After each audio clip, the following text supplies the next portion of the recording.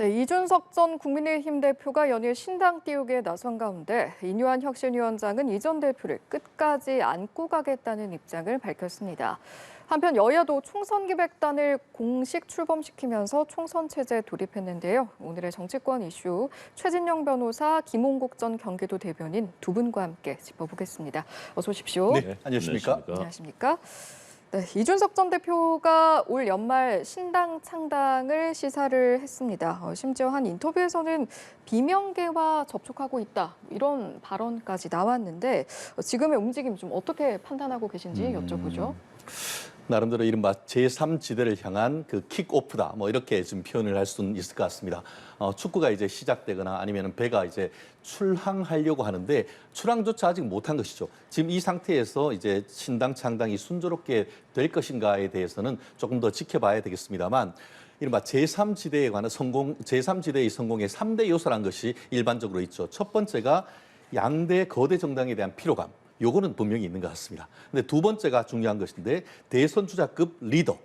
이런 부분이 있어야 되는데 과연 지금 이런 부분이 있는지 예전 같은 경우에 자민련의 그 JP 김종필 전 총리가 있었고 국민의당 같은 경우에도 예전에 안철수 대선 주자급의 후보가 있었는데 이번엔 그런 부분이 안 보이고 나아가 참신한 인재 이런 부분이 또 있어야 되는데 지금까지 적어도 지금 얘기하고 있는 이준석 또 뭐 그 외에도 뭐 그 금태섭 의원이라든가 아니면 양향자 의원이라든가 이런 부분들은 새로운 인재라기보다는 기존에 있던 분들 중에서 좀 기존 체제에 대해서 어떻게 보면 반기를 드는 그런 부분이다 보니까 이 3대 성공 조건에서 대선 주자급 리더, 참신한 인재 이런 부분에 있어서는 아직까지 충원을 해야 될 부분이 적지 않은 것 같습니다. 그렇다 보니까 현재 상황 속에서 과연 이준석 대표가 말은 이제 신당을 창당하기로 했다고 하지만 실질적으로 탈당할지 여부에 대해서도 명확하지 않은 상태다 보니까 지금 연기는 무성 날고 있습니다만 아직까지 실체적 진실은 없다. 다만 하나의 변수는 이 그 현재 지난번에 이때 그 21대 국회에서 문제가 된 위성 비례정당 이 부분과 관련해 가지고 지금 민주당 같은 경우에도 위성 정당 없앤다라고 당론으로 정했습니다만 그 부분에 대한 것이 아직까지 정리가 되고 있지 않습니다. 만에 하나 여야 간의 이제 합의를 통해 가지고 지난번에 있었던 위성 정당 규정을 없애고 병립형 비례정당으로 간다고 하면은 사실상 이와 같은 제3지대에 대한 논의는 수면 아래로 내려갈 것이고 그 반면에 기존에 있던 어떤 그 위성 정당 시스템이 유지가 된다고 하면은 이 그 제3신당을 향한 어떤 킥오프가 상당 부분 탄력을 받을 가능성은 저는 높게 예측을 합니다. 예. 비명계와의 접촉이라는 측면에서 사실 당의 비주류 인사다라는 접점은 있겠습니다만 뭐 추구 이념이라든지 이 밖에 다른 부분에 있어서도 결을 같이 할 수 있을 것이냐 이건 또 다른 이야기인 것 같거든요. 어렵죠. 사실상 그동안 이준석 전 대표가 추구해왔던 여러 가지 정치 행태하고 민주당계 비명계 인사들 완전히 결이 다릅니다. 바라보는 뭐 남북관계의 문제, 사회적 복지를 바라보는 문제 다 다르기 때문에요. 저는 이준석 전 대표가 민주당의 분열과 자신의 쇄과실을 위해서 비명계라는 얘기를 한 것일 뿐이고요. 예를 들어 금태섭 전 의원 같은 경우 이제 그쪽을 얘기할 수 있습니다. 그러나 그쪽하고도 맞지 않습니다. 금태섭 전 의원이 이준석 전 대표하고 같은 여러 가지 철학과 같이 정치적 얘기를 할 때 맞을까요? 전혀 맞지 않죠. 이준석 전 대표는 정치공학적인 기술로 이대남 이대녀를 갈라치기 하면서 이런 굉장히 부정적인 이런 네거티브에 강한 스타일이고 어떤 철학적 이념이라든가 민주사회 이념 이런 것과는 사실은 상당히 거리가 있거든요. 과연 금태섭 의원이랑 얘기되는 사람들이 할 것이냐? 저는 아니라고 봅니다. 그렇다면 과연 가능한가? 천하용인 자신들의 측근마저도 지금 다 합류하지 않습니다. 내부 세력 없습니다. 여러 가지 이제 양대 정당 피로감도 얘기해 주셨는데요. 맞죠? 피로감은 있는데 문제는 그런 신당을 만들기 위해서는 자금이 있어야 되고요. 인력이 있어야 되고 조직이 있어야 되고 대선 주자급. 그런데 이준석 전 대표는 본인이 대선 주자라고 생각하는 거죠. 본인이 전 대표이기 때문에 내가 주인이고 혁신위원장 인요한 씨는 잠시 굴러온 돌일 뿐이고 본인이 주인이기 때문에 본인의 입장에서 얘기를 하는 거거든요. 저는 마지막까지 당과 끊임없는 이런 강대강 협상을 하는 것일 뿐이고요. 탈당해서 신당을 만들 가능성은 없다고 봅니다. 대신에 마지막 지금 당에 대해서 압박을 가하면서 본인의 입지를 구축하고 있는 그런 과정이다. 그러나 정말로 용산에서 끝까지 이준석 죽이기에 나선다면 마지막에 탈당을 결행할 가능성은 있지만은 현재로서는 계속해서 조율하면서 인요한 위원장도 무시하고 또 당 대표 다 무시하면서 본인이 당 대표라는 생각을 가지고 있는 것이죠. 그렇기 때문에 이 신당 저는 출범은 정말 어려운 일이다. 쉽지 않다고 봅니다. 더구나 네. 민주당과의 갈라치기 성공할 가능성은 없습니다. 네. 비명계와의 접촉면에 대한 이야기로 저희가 대담을 시작했습니다만 사실은 이준석 전 대표의 접점을 늘리고 싶어하는, 접촉하고 싶어하는 대표적인 인물, 최근에 인유한 위원장을 빼놓고 이야기할 수 없을 것 같습니다. 인 위원장은 그렇다면 신당 창당에 대해서 어떤 입장을 밝혔을까 보니까 부정적인 입장을 표하긴 했는데 그래도 끝까지 안으려고 하겠다 이런 입장 내놨거든요. 어떻게 그렇습니다. 들으셨어요? 말씀하신 것처럼 신당 창당이 상당히 어려울 것이다. 국민의 호응을 받긴 어려울 것이다. 그렇기 때문에 또 신당 창당할 때 안을까지는 안으려고 노력할 것이다. 지난 토요일 날 가서 사실상 문전박대를 당했는데 앞으로도 계속 만날 것이다. 이렇게 말씀드렸는데요. 한간에 이런 얘기가 있습니다. 이준석 전 대표의 IQ가 150이 넘는데 인유한 우리 위원장의 IQ는 200이 넘는다. 이런 얘기가 있는데요. 지난 토요일 모임에서 외형적으로는 이준석 대표가 어떻게 보면 한 소리 한 것 같지만 정치적 의미에서 봤을 때는 인유한 혁신위원장이 압승을 거뒀다 이렇게 평가가 나오지 않습니까? 왜냐하면은 분명히 본인 인유한 대표가 얘기하신 것처럼 할머니가 1899년에 지금 대한민국에서 태어났고 또 아버지도 전라도에서 태어났고 본인도 전주에서 태어나서 순천에서 자랐단 말이에요. 한마디로 얼굴은 희고 눈은 파랗지만 그 몸은 실질적인 대한민국 사람임에도 불구하고 국적도 대한민국이죠. 거기에 대고 영어로 얘기했단 말이에요.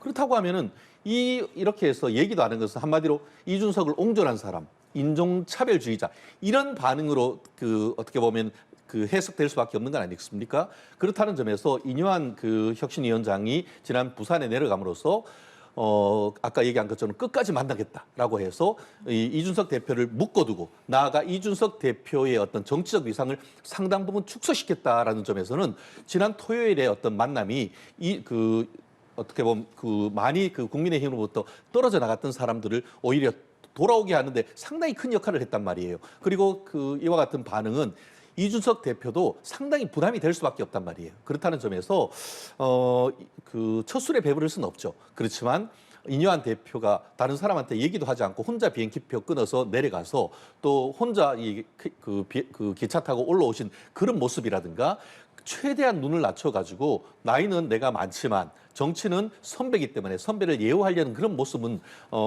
이준석 전 대표 같은 경우에도 뭘 하려고 하는데 상당 부분 어떻게 보면은 부담을 가지게 했다는 그런 점에서 지난 토요일에 있었던 그런 정치적 회동은 저는 적지 않게 어떻게 보면 국민의 힘에 힘을 실어준 인유한 혁신위원장의 하나의 작품이었다 그렇게 평가하고 싶습니다. 네, 신당 창당 때까지 끝까지 안으려 노력하겠다. 어떤 속내라고 보이세요? 그럼요. 혁신위원장으로서 국민의힘의 성공을 위해서 열심히 최선을 다하는 모습 끝까지 보이겠다는 것이고요. 또 당연히 해야 될 일이고 저는 잘하고 있다고 봅니다. 이렇게 겸손한 자세로 지금 당에 갈라진 부분들을 치유시키고 통합시키기 위해서 노력하는 모습은 혁신위원장으로서는 저는 굉장히 잘하는데 문제는 인유한 위원장이 어쩔 수 없는 자기 한계가 너무나 명확하다. 결국은 김기현 대표 체제에서 과연 이것 여러 가지 제안들을 제대로 받아줄 것인가. 그리고 용산 대통령실의 최종 결정이 있는데 용산 대통령실에 대해서는 한마디도 지금 못하고 있잖아요. 본인도 말하지 않겠다고 얘기했습니다. 다시 말해서 현재 국민의힘이 안고 있는 문제점은 불통의 대통령실과 무기력한 집권 여당. 국민의힘 이 관계가 빨리 수직적인 관계에서 수평적이 되면서 창의적인 아이디어들이 나오고 해야 되는데 전혀 그게 안 되고 있는 거를 지금 인유한 위원장이 하고 있는 것은 주변의 반란군들, 이준석의 난, 유승민의 난 여러 지금 불만을 가진 세력들이 있습니다. 이분들을 진압하는 데만 지금 쓰고 화해란 이름으로 하고 있거든요.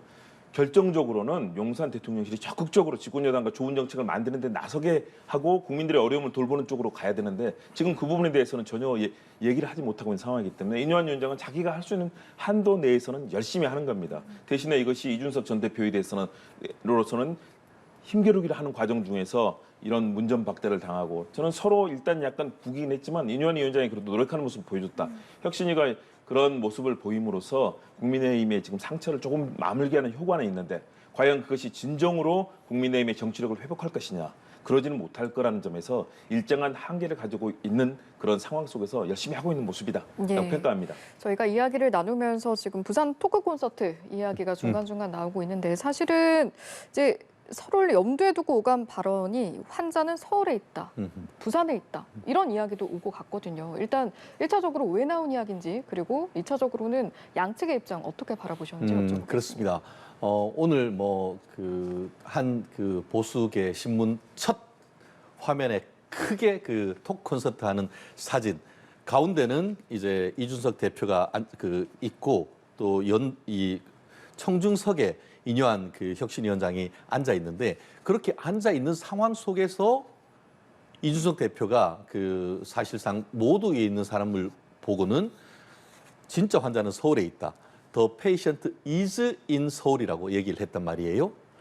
결국 그 얘기는 우리가 영어로 할 때 단수라고 했는 것은 환자는 사실상 한 명을 딱 지목을 했단 말이에요. 환자들이라고도 한 것도 아니고 환자는 한 명이라고 얘기를 했고 사실상 그 전후 맥락에 봤을 때는 윤석열 대통령을 지칭했다라고 밖에 볼 수가 없는 것이죠. 그러면서 이제 국민의힘 같은 경우에도 고쳐 쓸 수 있는 단계를 지났기 때문에 나는 이제 탈당해서 신당을 만들겠다 이런 맥락 속에서 나왔단 말이에요. 결국 인요한 혁신위원장이 바로 앞에 앉아 있음에도 불구하고 따로 개인적인 어떤 시간을 가지기 위한 회동하는 것 자체도 거절을 해버리고 추후에 어떤 약속을 한 것도 사실상 거부했는 이런 맥락 속에서 아까 얘기를 했는데 그와 같은 얘기를 듣고 인요한 혁신위원장이 토크 콘서트가 끝나니까 먼저 나오셨죠.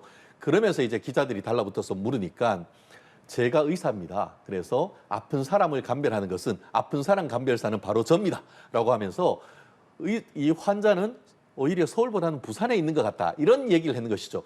결국 그동안 이제 국민의힘의 대표였습니다만 이런저런 사유로 해서 징계를 당하고 어떻게 보면 피해를 입었다라고 하는 그런 어떤 내용 속에서 많은 상처를 입은 이준석 대표의 마음을 헤아린다라는 취지에서 이준석 전 대표가 환자이다 이렇게 표현한 것 같습니다.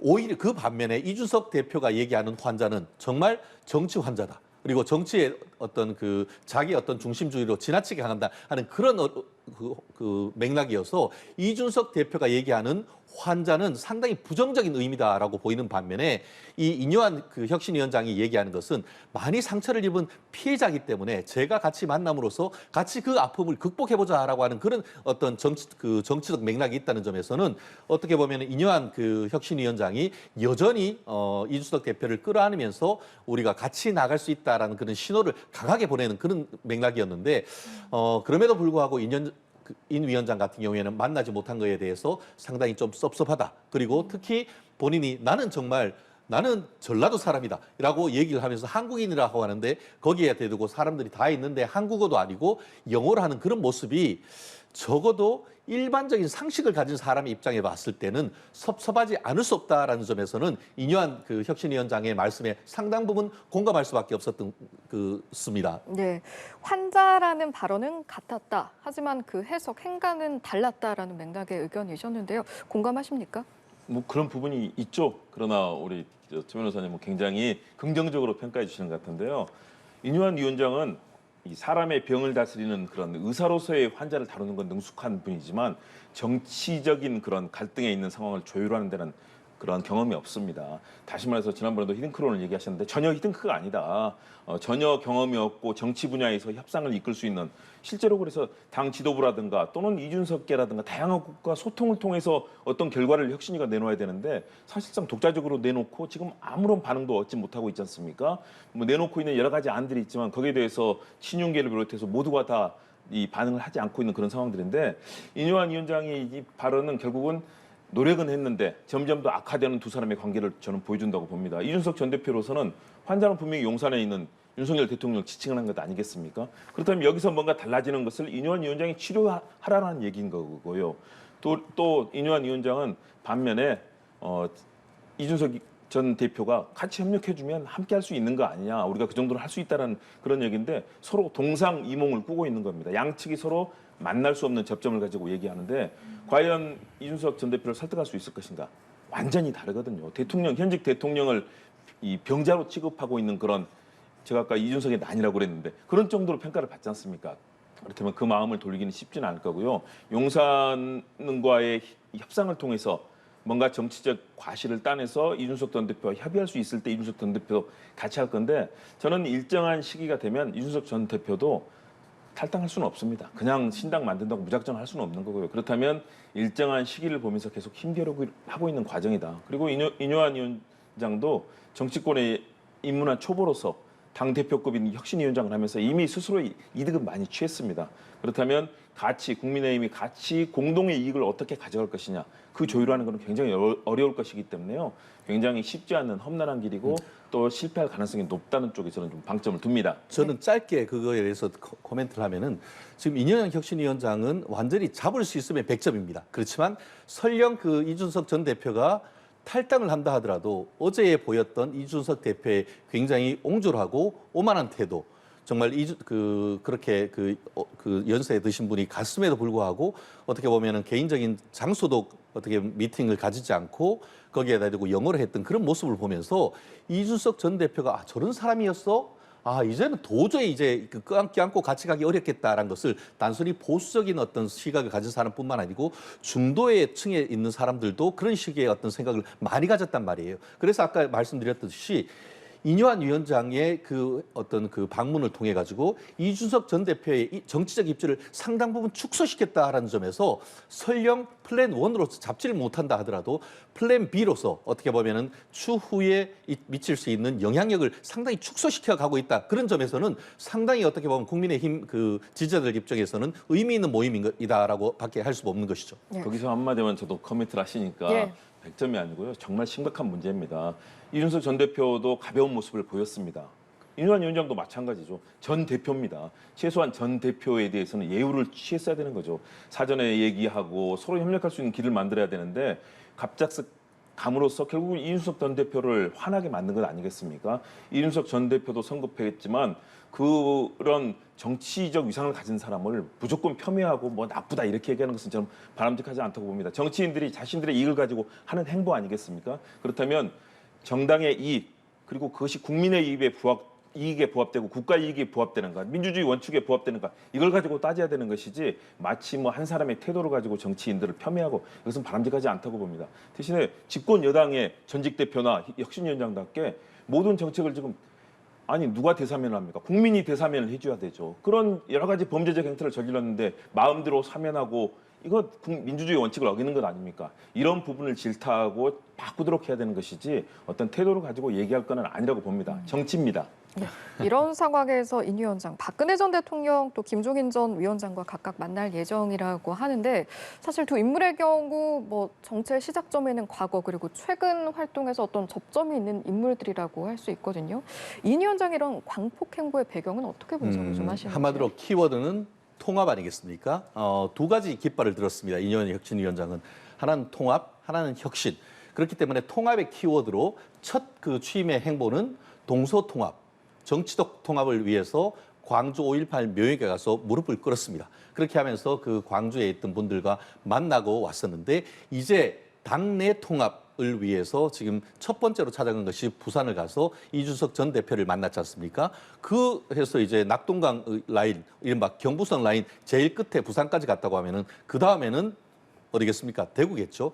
대구에 가서 지금 보면은 박근혜 전 대통령, 물론 뭐 김종인 전 비대위원장도 만난다고 했고 또 나아가 그 최근에 그 이른바 대사면 내지 그 징계 취소와 관련된 대구의 홍준표 시장도 지금 만나신다라고 얘기를 했습니다. 그렇기 때문에 1차적으로 이제 당 외에 어떤 동서 통합을 했다고 하면은 당 내에 이제 통합을 위한 작업을 차근차근 진행하고 있는데 그 두 번째 순서가 지금 박근혜 전 대통령을 비롯해서 김종인 전 대통령 전 혁신위원장 그리고 또 현재 또 당내에서 어떻게 보면 정치적 이 마이크로는 가장 강력한 분 중에 한 분인 홍준표 지금 서울 그 대구시장을 만나는 것은 나름대로 계획이 있고 하나하나 실천해 나가는 부분이 있는데 특별히 지금 지금 이준석 전 대표 같은 경우에는 박근혜 전 대통령 때에 이제 그 청년 최고위원으로 그 픽업해서 이른바 박근혜 키트가 돼 있는 것 아니겠습니까? 그렇다고 하면은 여전히 그 이준석 전 대표는 물론 예전에 이제 탄핵 전국에서 탈당을 하고 박근혜 전 대통령의 탈당을 찬성했긴 하지만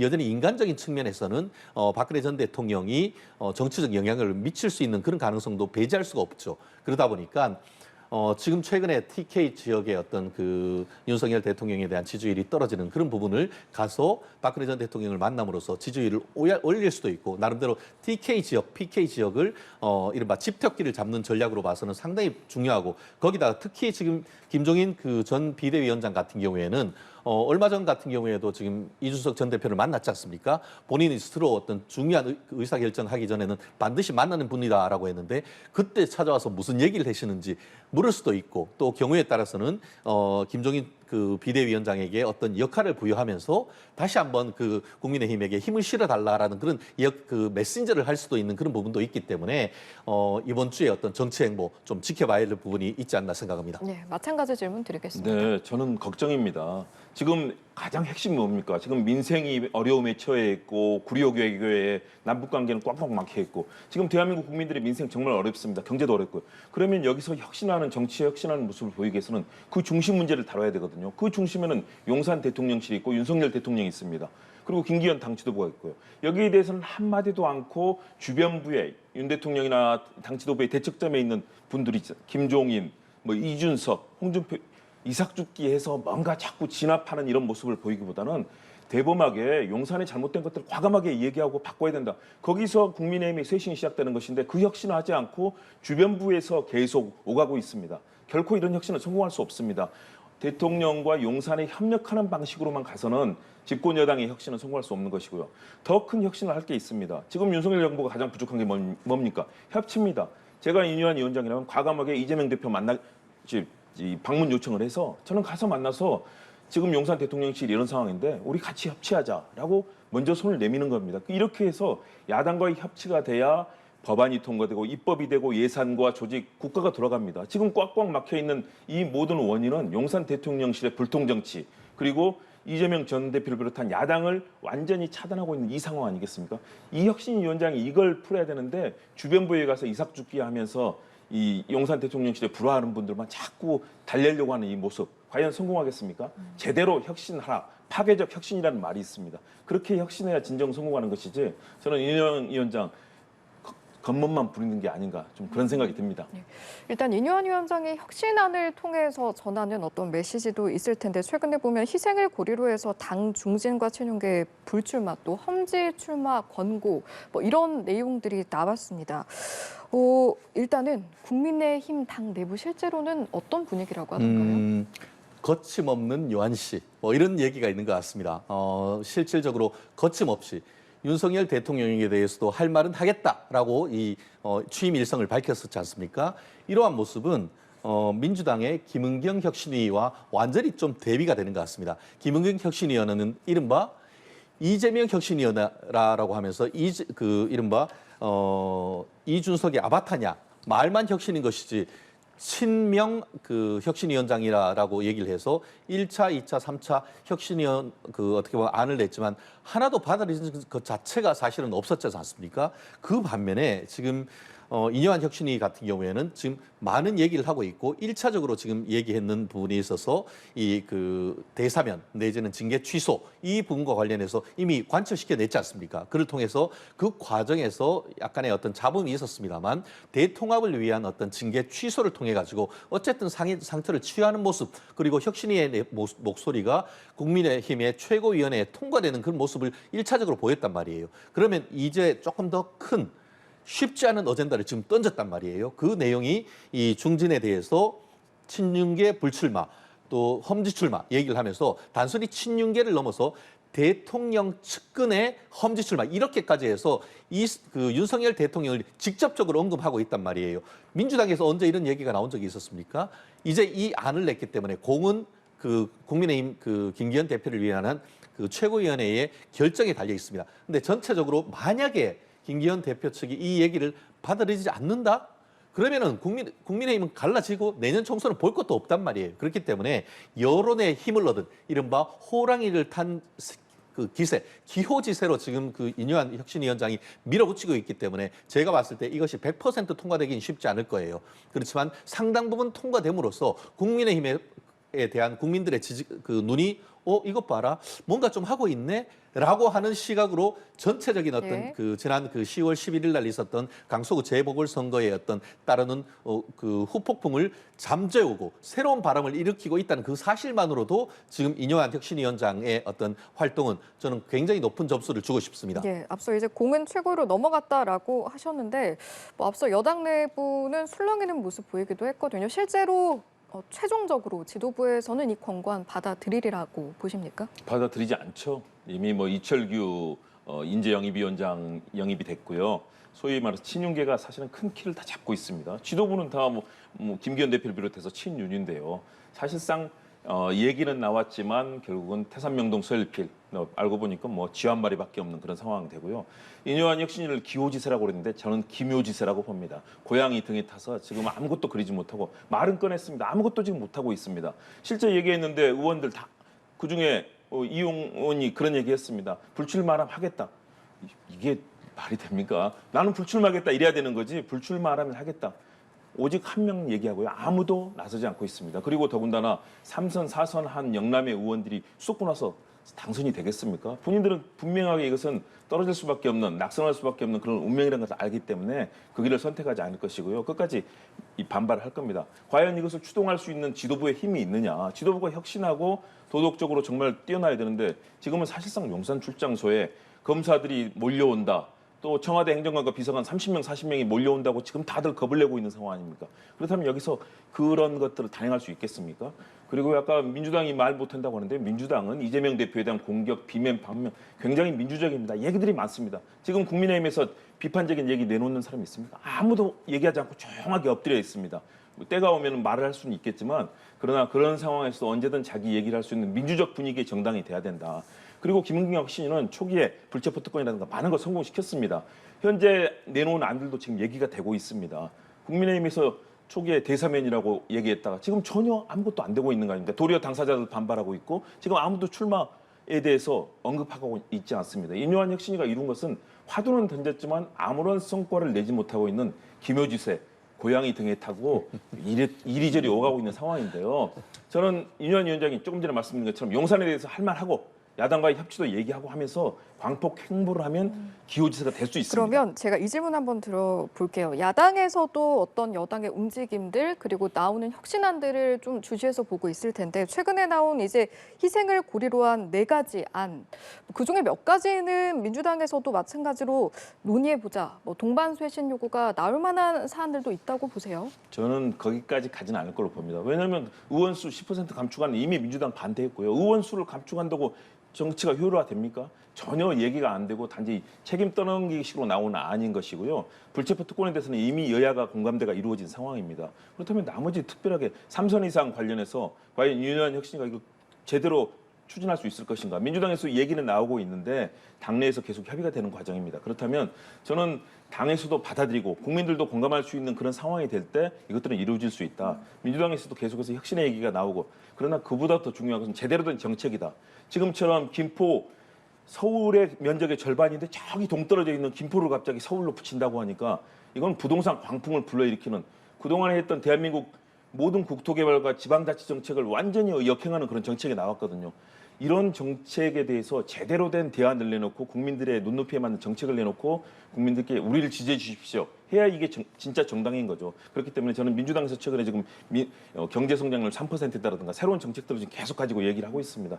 이렇게 좋은 정책 대결이 되면서 여야 간에 치열한 국민들의 눈높이에 맞는 정치를 할 때 가능하다. 민주당에서는 그래서 정책에 대한 혁신, 인사에 대한 혁신 그리고 공천에 대한 혁신들이 계속 얘기되고 있는데요. 저는 일정한 성과는 나올 거라고 봅니다. 네, 마찬가지 질문 드리겠습니다. 그렇습니다. 사실 민주당에서도 친명계 그 중진 중에 한 분이 지금 우리 민주당은 뭐 하냐? 지금 국민의힘은 저렇게 해서 어쨌든 계속 뭔가를 바꾸려고 하는데 그렇다는 점에서 친명임에도 불구하고 이재명 대표의 험지 출마를 지금 얘기를 하고 나왔단 말이에요. 그렇게 하면서 지금 그 인적 쇄신 나아가 이제 그 메가서울 이런 큰 어떤 선거에 있어서의 어떤 이슈를 국민의힘에 지금 다 빼앗기고 있는 것 아니냐. 우리 도대체 뭐 하느냐. 그렇게 얘기를 해놓고 이게 한 의원 그 전 의원 같은 경우에 정동현 전 의원 같은 경우에는 이번 선거는 200석 이상도 가능하다라고 얘기를 하고 있고 또 지금 친명계 한 초선 의원 같은 경우에는 국민의힘을 100석 이하로 만들어야 된다라고 지금 얘기를 하면서 그런 내용들이 한마디로 지난 그 이해찬 그 문재인 그 정권 때에 이해찬 전 대표가 민주당 집권 20년론을 얘기를 했다가 5년 만에 지금 정권이 교체됐던 것 아니냐라고 하면서 내용적으로 지금 비판을 하고 있단 말이에요. 그렇기 때문에 물론 민주당에서 그 국민의힘 비판하는 거 좋습니다. 저희는 그걸 달게 봤습니다. 그리고 그거를 개선하기 위해서 노력하고 있다라는 말씀을 드리고 그 반면에 민주당은 지난번 있었던 그 강서구 재보궐선거, 구청장 재보궐선거의 어떤 즐거움에 여지까지 지금 그것을 놓치지 못하고 있는 것 같은데 결국 문제는 앞으로가 아니겠습니까? 민주당이 지금이라도 또 이렇게 다시 한번 쇄신을 하고 하려는 노력을 하면은 또 달라지겠지만 지금으로서는 과연 그렇게 될지에 대해서 국민의힘으로서는 뭐 좀 지켜봐야 할 것 같습니다. 예. 이런 상황에서 국민의힘은 총선기획단 인선을 마무리를 했고요. 또 민주당 총선기획단은 오늘 첫 회의를 열었습니다. 이제 여야 모두 본격적인 총선 체제에 들어갔다라고 할 수가 있을 텐데 일단 각각 좀 눈에 띄는 부분이 있으신지 한마디씩 들어보겠습니다. 그렇습니다. 지금 이만희 단장, 지금 이제 사무총장이 이제 총선기획단장으로서 이제 그 살림을 꾸려가지 않습니까? 근데 그 중에서 다 그 이만희 단장을 제외하고는 모두 비영란권입니다. 그리고 마치 이번에도 혁신위원회도 절반 이상이 여성이듯이 여성, 청년을 상당 부분 배려를 하고 있습니다. 사실 국민의힘 같은 경우에는 50대 후반에서 60대, 70대가 상당 부분 어떤 지지층을 얻고 있고 지역적으로 해서 TK, PK 지역을 어떻게 보면은 그 지역주의를 표방하고 있지 않습니까? 결국 가장 약한 고리가 이제 2030 청년 여성층인데 이 부분에 대해서 최대한 소구하려고 하는 그런 모습이 인적 구성에서 나타나고 있습니다. 그렇기 때문에 이와 같은 어떤 그 청년들의 목소리, 여성들의 목소리를 잘 내년에 어떤 총선의 어떤 정책과 인적 우리가 후보를 내는 이 목소리를 잘 이끌어낸다고 한다고 하면 네. 내고 그것을 최고위원회에 통과시킨다고 하면은 내년 총선에 충분한 승산이 있을 것 같은데요. 아직까지는 이제 시작에 불과합니다. 이것을 얼마나 실천해서 이걸 끌고 가느냐를 국민들이 좀 지켜볼 수 있도록 우리가 최선을 다해야 되는 것이 필요하다고 봅니다. 예. 네, 여당 절반 정도는 이제 수도권으로 해서 아무래도 수도권의 중요성을 가지는 거 당연하다고 봅니다. 이번 선거의 핵심이고요. 대신에 이 의원 중에서 바른 말을 할 사람이 과연 제대로 있느냐. 유이동 정책위 의장이나 김대섭 위원장 정도 빼고 나머지 분들은 별 발언을 할 분들 같지는 않아요.